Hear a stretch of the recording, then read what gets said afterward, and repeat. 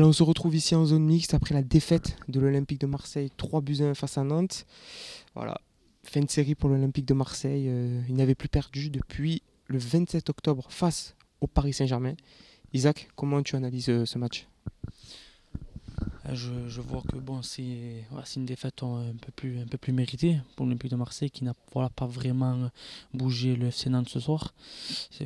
Voilà, l'équipe nantaise mérite amplement sa victoire. On a vu que bon, ils ont deux très bons joueurs côté nantais, c'était voilà, Bamba et Imran. Voilà, ils ont réussi à bouger la défense marseillaise. Si je peux ressortir un seul joueur qui s'est un peu plus débrouillé que les autres, moi personnellement je dirais Amavi. Moi je trouve qu'Amavi a, moi, je trouve qu'Amavi, malgré qu'il a pas été au marquage sur le premier but, je trouve que sur toute la rencontre, il s'est quand même un peu plus débrouillé, avec Tchaltachar aussi.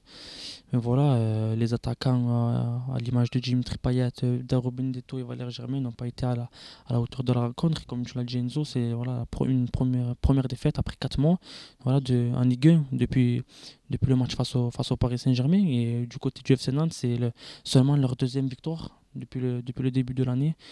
Donc voilà, aujourd'hui, Christian Gourcuff, en tout cas, a bien joué son coup.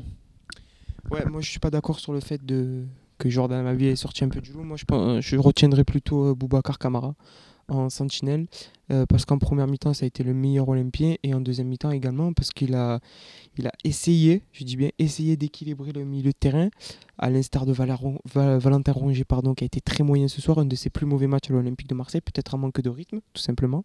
Morgan Sanson aussi très léger, la défense centrale n'a pas été solide comme on l'espérait, comme on l'avait vu les matchs précédents. Et devant, c'est très faible aussi ce soir, Dimitri Payet qui faisait son retour et Valère Germain et Pipa Benedetto, on ne les a pas vus. À part Valère Germain en fin de première mi-temps sur un coup franc qu'il peut reprendre et il manque quelques centimètres pour la reprendre.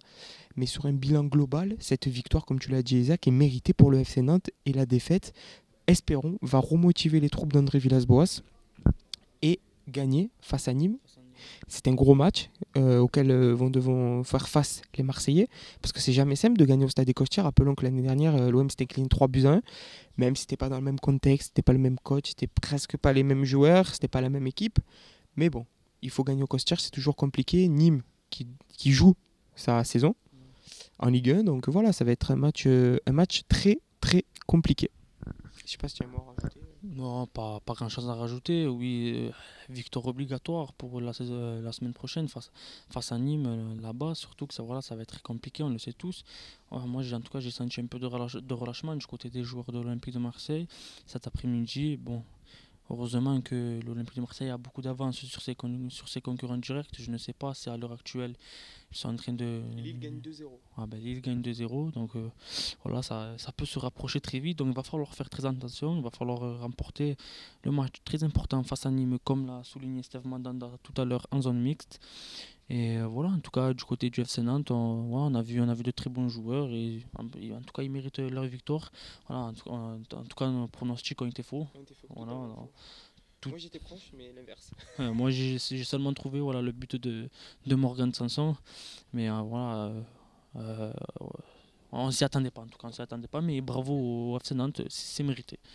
Moi, un dernier petit mot, juste pour dire que par exemple, quand on prend la prestation d'André Villas-Boas, c'est un de ses plus mauvais matchs sur le plan tactique parce que j'aurais peut-être aimé un changement plus rapide et de voir peut-être Maxime Lopez entrer plus rapidement sur le terrain parce qu'on sait que Maxime Lopez aime bien garder le ballon, aime bien jouer, essaye de casser les lignes. Au moins il essaye, même s'il perd beaucoup de ballons, il essaye, c'est son jeu qui vaut ça.